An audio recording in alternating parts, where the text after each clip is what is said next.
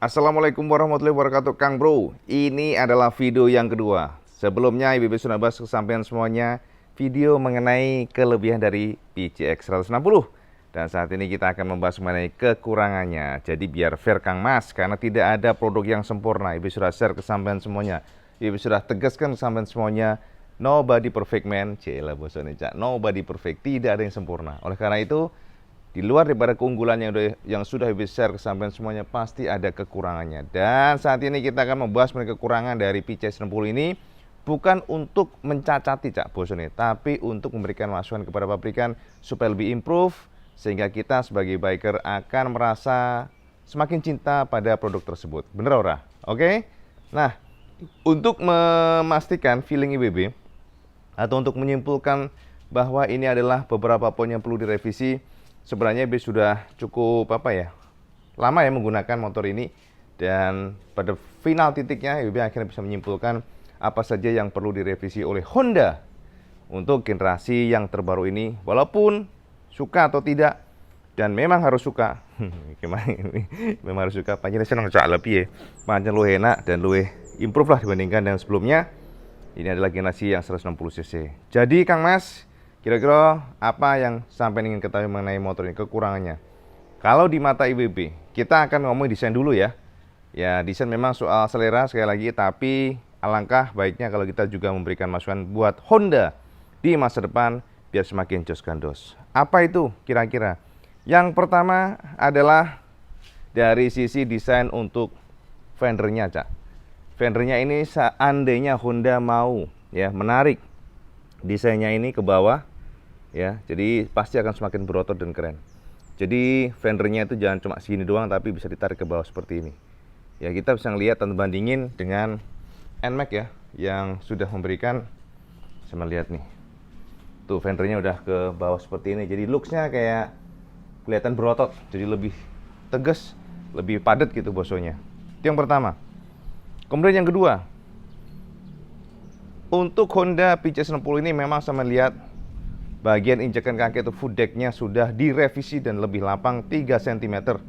Namun entah kenapa ketika sampai nongkrong di atasnya feel spacious, feel luas maksudnya Cak, itu serasa tergadaikan karena adanya desain yang lumayan menghalangi pandangan. Jadi di sini ada bonggolnya di sini loh Cak. Jadi kalau kita lihat seperti ini tidak lapang banget karena ada bonggolannya keluar, dan ini yang membuat feel jadi sempit. Padahal enggak, ini luas padahal. Jadi sampean kaki sampean bisa di sini. Dan kalau lihat dari atas ya, kaki sampean ya kayak begini nih, Cak. Nah, ketutup bonggolnya. Looksnya tuh jadi karena bonggolnya lumayan bejendol kayak gini ya. Jadi nutupin, gak ada masalah sih sebenarnya dari sisi fungsi, nggak ada mengganggu sama sekali. Cuma cara visual aja kurang lapang aja, kurang enak gitu ngeliatinya. Itu yang kedua. Ini semuanya opini pribadi ya. Jadi setiap orang bisa berbeda yang pasti. Itu yang kedua Kang Mas. Terus yang ketiga apa Cak? Yang ketiga, IB kasih masukan. Seandainya ya suatu saat nanti, sebenarnya untuk desain dari stangnya sih no problem. Tidak ada keluhan sama sekali, ataupun sebenarnya ada juga pasar yang suka dengan model yang telanjang seperti ini. Tapi kalau dari opini pribadi, seandainya Honda bisa sedikit menaruh mengenai filosofinya dan improve atau melakukan revisi di bagian cover stangnya itu supaya, maksudnya stangnya ini supaya di cover mungkin akan lebih rapi. Itu sih. Ini bukan kelemahan sebenarnya, ini hanya masukan ya, tapi kita masukkan saja di kelemahan nggak apa-apa lah. Ya, jadi looksnya jadi biar lebih rapi. Saat ini sih mewah ya, karena finishing diberikan oleh Honda oke banget. Jadi seperti chrome-chrome-nya kayak gini kelihatan mewah. Ya, chrome-chrome-nya, paintingnya di sini area ini keren ya. Cuman kalau dikasih cover kan akan lebih rapi, mungkin seperti itu ya. Itu opini pribadi IBB, masukan buat Honda. Lalu yang ditemukan lagi opo maneh. Lalu yang keempat ya Cai. Keempat adalah kualitas dari plastiknya Cak. Plastik untuk ini doff-nya. IBB ngerasa gampang scratch ya, gampang lagi ini. Gampang burem gitu ya, lihat nih. Jadi kalau bisa diimprove bagian sini pasti mantap. Kalau untuk painting lainnya, bagian casing lainnya oke ya. Paintingnya oke banget, IB nggak ada masalah. Bagus menurut IBB ya, tebel juga ya. Jadi kayak gini. Cuman ya itu tadi ya, plastiknya ini sebenarnya nggak hanya Honda ya. hampir mayoritas pabrikan sekarang bagian ini plastiknya untuk yang DOF-nya ini memang perlu diimprove ya. Cuman untuk yang Honda PCX yang lebih lihat ini, lihat sering kayaknya akan cepat kusam nih sepertinya ini. Sepertinya ya, tapi kita belum buktikan jangka waktu panjang, dan memang sih demikian sih kayaknya, karena yang PCX WP yang red cement juga lihat nih, sudah warnanya sudah berubah karena kena matahari dan sebagainya. Ya kalau ini bisa diimprove makin jos gandos nanti WP. Jadi plastik untuk DOF-nya. Oke? Kalau bisa diimprove makin jos. Ini kekurangan yang ditemukan di PCX terbaru ini. Lalu apa meneh? Kemudian IWP mengkritik. Ini sebenarnya keren ya. Secara desain keren banget karena ada extra cost bagi Honda karena memberikan cover di sini. Tidak seperti NMAX yang hanya bonggolan diecast yang lebih murah masih lebih murah untuk biaya produksinya, tapi justru ini kadang-kadang memberikan buah simalakama, tapi bosone cak. Pokoknya seperti senjata makan tuan. Karena gini, ini secara fungsi oke banget. Jadi sampean hanya membuka ini untuk mencantolkan atau memberikan mounting dudukan untuk box. Jadi Honda simple banget. Honda memberikan sudah celah di sini, tinggal dicongkel ini. Sini ada baut-baut, sampean bisa pasang tanpa merubah daripada satu behelnya ini. Apalagi finishingnya sama lihat nih. Finishingnya di sini tuh. Semuanya dicat dengan sangat baik. Hanya saja Kang Mas ya. Lihat nih. Jadi ini untuk besinya di sini, diecastnya itu, babetnya tuh dicat dengan sangat baik ya. Cat-catnya oke. Cuman IWP bukan itunya, Cak. Tapi desain dari cover untuk atasnya. Nah, ini di sini. Nah, ini, Cak. Nah, ini loh, Cak. Ini desain covernya ini kalau sekarang masih oke ya, nggak ada bunyi ya. Tapi kalau sudah sedikit berumur ya, sudah pernah kita copot atau apa, dia akan di sekitar di sini nih. Harusnya ada kayak pengunci yang bagian ujungnya ini supaya lebih solid gitu. Nah, ini IWP ngerasa tuh. Ini sih nggak apa-apa, ini masih oke. Tapi kalau untuk yang punya IWP sudah bunyi yang bagian belakang nih. Nah, red cement sudah bunyi. Kalau ini masih solid. Tapi once IWP takutnya ya, ini kurang penguncian di sini nih sebenarnya. Kalau ada baut aja satu di sini. Buat improve daripada R&D nanti. Ya, ini jadi ya itu tadi. Oke secara looks, tapi berdasarkan umur nanti lama-lama biasanya geter di bagian sini. Jadi harus kita ganjel dan sebagainya. Jadi kalau Honda bisa lebih memperhatikan bagian sini dikunci dengan baut pasti lebih mantap. Ya, jadi itu. Terus apa meneh? Kemudian ini desain tadi sudah mengenai plastiknya. Lalu untuk lain-lainnya mungkin hanya pada bagian karakter engine ya. Jadi IWB sedikit ya sayangkan, sebenarnya bukan sayangkan, sebenarnya harapannya lebih untuk engine 160 cc ini, 156,9 sih aslinya. Untuk ininya top speednya sebenarnya ya. Sebenarnya ya memang sih setiap pabrikan punya pilihan. Tapi sih kita berharap sebenarnya waktu itu hopefully kita tuh berharap untuk tenaga atasnya bisa lebih ngisi dibandingkan dengan sekarang. Walaupun untuk bawahnya sudah mantap jos gandos. Ibu katakan jos gandos power bawahnya ya, akselerasinya spontannya. Jadi sigap banget lah kita buka gas set gitu. Cuman ya setelah di atas 100 gitu ya, dorongannya sudah melemah walaupun improve-nya signifikan dibandingkan dengan generasi yang ini. Tapi kan kita patokannya yang ono, Cak. Yang NMAX, Cak. Ya, jadi kalau saja ini sudah mesinnya halus ya, mantap. Kemudian akselerasi bawahnya mantap. Tapi moro-moro dure kurang jos. Gitu rasanya kadang-kadang tuh aduh, nyapu sih nanggung sekali gitu loh bosone, Cak. Jadi kok nanggung toh, Cak? Honda. Mbok yo kabeh dikeluarkan ya. Memang sih Honda sepertinya masih diincit-incit sama Honda karena kita menemukan adanya konstruksi VTEC ya. Itu sepertinya senjata next sepertinya ya. Tergantung nanti ya kan, kita akan lihat saja nanti 3 tahun ke depan, enggak dalam waktu dekat, Cak. Bisa saja nanti next in the future. Yang pasti basis dari engine ESP Plus untuk yang generasi ini memang, untuk yang generasi K1Z ini memang sudah ready to use VTEC. Gila, ini mantep nggak? Kui, Cak. Terus apa meneh? Nah, jadi untuk engine ya, top speednya, power atasnya ya perlu di push lagi lah. Sebenarnya sih memang kita kalau ngomongin Matic untuk fungsi ya, cuman saat ini kan patokannya bukan itu, Cak. Patokannya juga power dan sebagainya. Lihat di atas nih, keren ya. Gila look-looknya. Aduh, masuk hati itu kermane, Cak. Iku, Cak.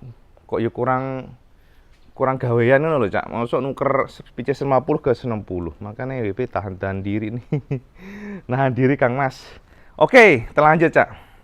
Terus apa meneh Cak IWB? Nah, yang entahlah keberapa tadi Cak ya.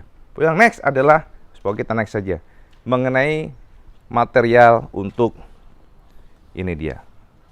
Cover joknya. IWB sudah katakan oke buat Honda, improve ya untuk bagian busanya sudah lebih empuk dibandingkan dengan generasi sebelumnya yang Ono ya, yang Red Cement. Ini sudah lebih empuk ya, ada improve di bagian busanya, lebih empuk dan lebih nyaman ya. IWB katakan lebih nyaman. Tapi ini loh Cak. Nah, ini sih sebenarnya ya tetap oke ya, maksudnya gini. Pasti sudah dikalkulasi sama Honda, istilahnya tahan sobek dan sebagainya. Tapi kan kayaknya feel-nya tuh kayak ini. Mungkin karena ini tadi Cak, desain yang berjenglong ini kan memaksa bagian cover untuk ininya nih. Bagian cover untuk joknya itu kayak nggak bisa rapat karena itu tadi cekungnya terlalu ekstrim di sini.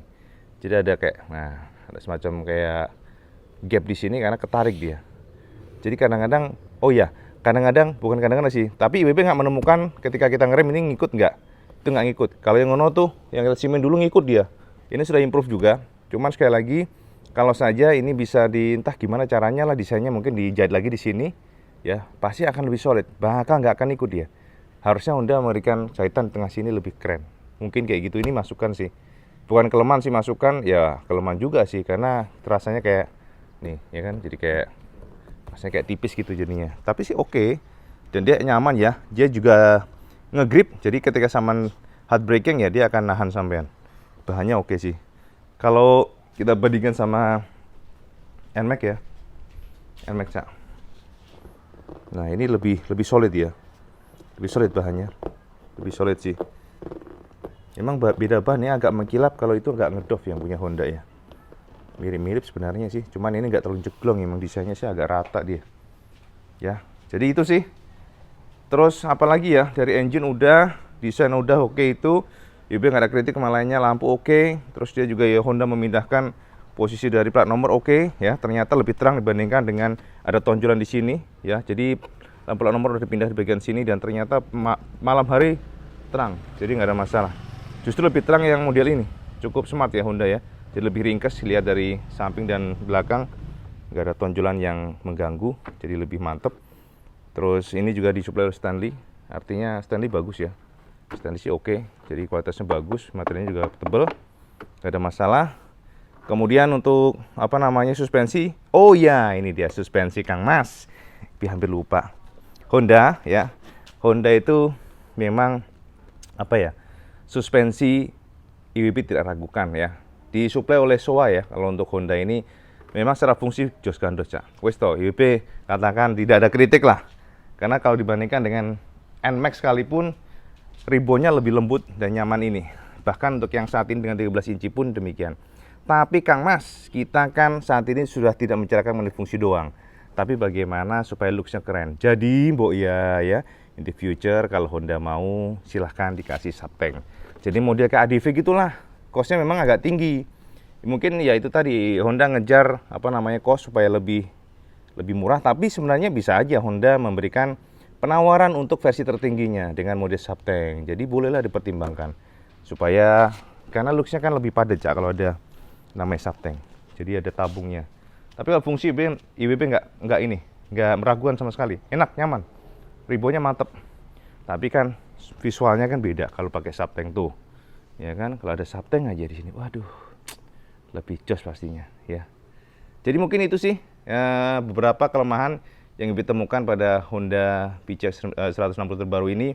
Secara general memang tidak ada yang kritikan yang terlalu signifikan ya, maksudnya terlalu ekstrim, karena memang so far sih puas menggunakan motor ini, generasi terbaru ini puas, gak ada kritikan yang signifikan. Cuman harapannya diimprove lah ke depannya dengan beberapa poin terlampir tadi. Nah, jadi ngono Cak ya, sekilas informasi sampean mengenai beberapa poin yang perlu diimprove dari PCX ini. Mungkin tidak terlalu nggak terlalu penting banget, tapi juga penting untuk R&D ke depan buat Honda. Ya biar lebih jos gandos. Yang pasti memang motor ini nyaman banget. Motor ini recommend buat sampean kalau suka motor touring, suka motor nyaman, ribonya oke, suspensinya kemudian handlingnya mantap. Handlingnya nurut, irit, responsif, dan beberapa poin yang sudah disebutkan sama tadi ya.